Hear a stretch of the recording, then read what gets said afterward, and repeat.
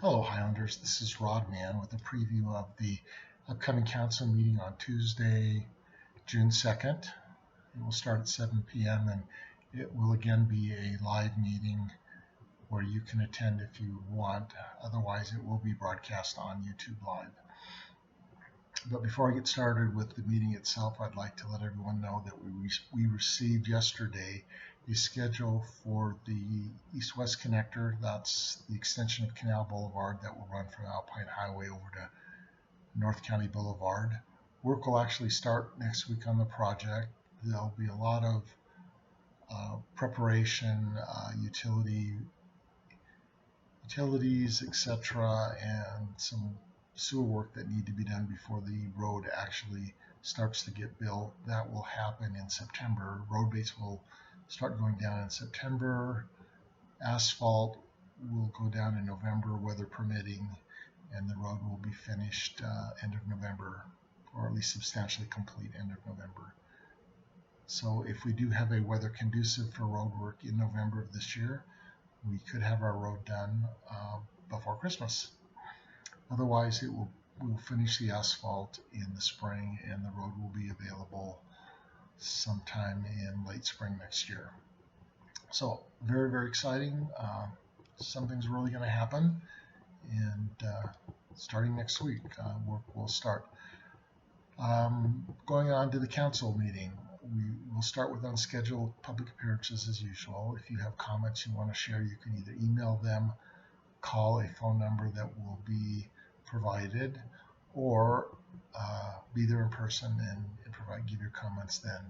That'll be followed with youth council presentation, a Victor View lift station update, and McKay Christensen sharing new thoughts on Apple Creek. That is the development that is west of UCCU and runs north to Ace Hardware. It's evolved over the last 2-3 years, and I'll be interested to see what this current perspective is. Those of you that are interested in that may want to attend or just watch on YouTube Live. That will happen, and it should be done during the first 30 to 40 minutes of the meeting. After that, we have 4 consent items on the schedule. Approval of minute meetings from the previous 2 council meetings, or actually April 21st and May 5th. The next action is a Boyer Ridgeline LLC final plat approval. It's related to the road. The road we're building and paying for through the county is 44 feet wide.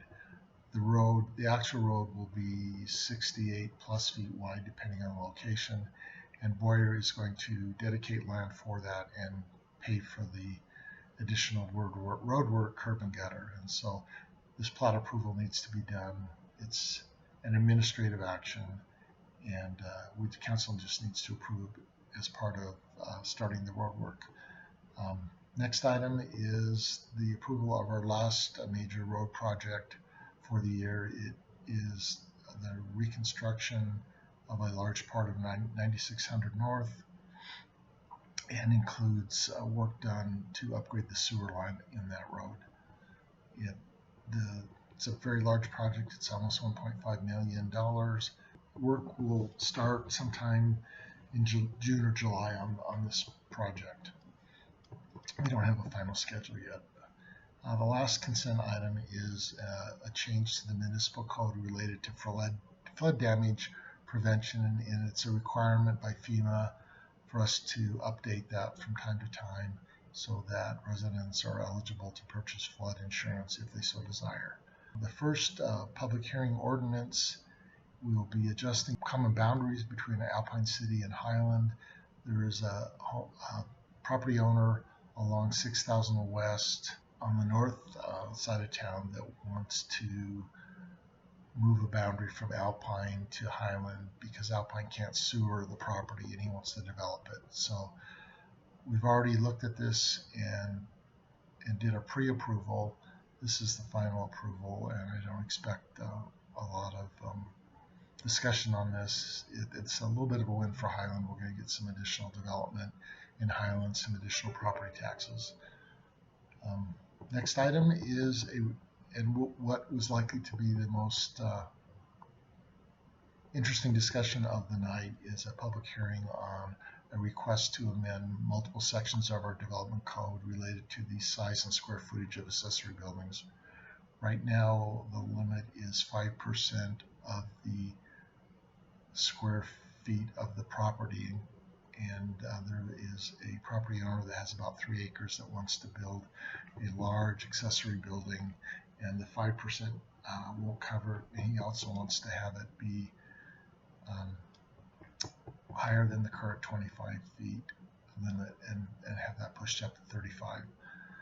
The Planning Commission already has looked at this at 2 different meetings, worked with the individual, tried to come up with something that will work for all of Highland, and passed that along to us. I've looked at it, and I would recommend council set a maximum square foot of a building size, because if you just leave it at the percentage of the property size, if you have a 10-acre piece of property, you could put a rather large building on that if you so chose. So we'll see what happens. I anticipate that to be an interesting discussion, and I know there's some different views among the council members, and hopefully we'll come up with something that is a win-win for everybody, for all of Highland in this. Next is a public hearing and resolution to set the fiscal year 21 garbage and recycling rates. As most of you know, we're switching from Republic to Waste Management starting in July, and this rate is what we need to have it be to cover our costs. Honestly, I was pretty happy with the rates. They were less than I thought they would end up being. An example would be if you have 2 regular garbage cans and a recycle, your net increase will be about 74 cents a month. The first can price went up 21 cents, the second can went down 64 cents, and the recycle went up $1.17, which over what we're currently charging, and that is actually a little bit, the increase in recycling is less than I thought it would be. Some recycling rates have gone up significantly over the last couple of years, and I'm pleased with this. The net effect on an annual basis is about $8.40 some odd cents. So view that as a win. Waste Management does have a fairly good reputation for customer service. So when they do miss cans, as all garbage providers do, they'll be able to pick up on that quite quickly. It looks like they're going to be coming in different parts of Highland on Monday, Tuesday, and Wednesday of each week, which means if they miss a can on Monday or a street on Monday, they'll be able to pick that up on Tuesday pretty easily. If they miss a can on Wednesday, contractually they're obligated to come by and pick that up on the next day by Thursday. They also service Cedar Hills. I'm not sure what day of the week they service Cedar Hills, so they're in the area frequently. So if there are any issues, they should be able to get mitigated quickly, and there will be. They're human. It's a service that is people intensive, and people are not perfect. Next item is a request by staff to amend code related to park strips and planter boxes in Highland. Park strips is the narrow piece of land between the sidewalk and the street. Right now, our code does not allow xeriscaping. This code will. I've been trying to have this worked on for about 3 years, and I'm glad that it's finally done. It's a long-needed improvement. After that, we'll have a discussion on the Utah State Auditor's Fraud Risk Assessment. We talked about that a couple meetings ago.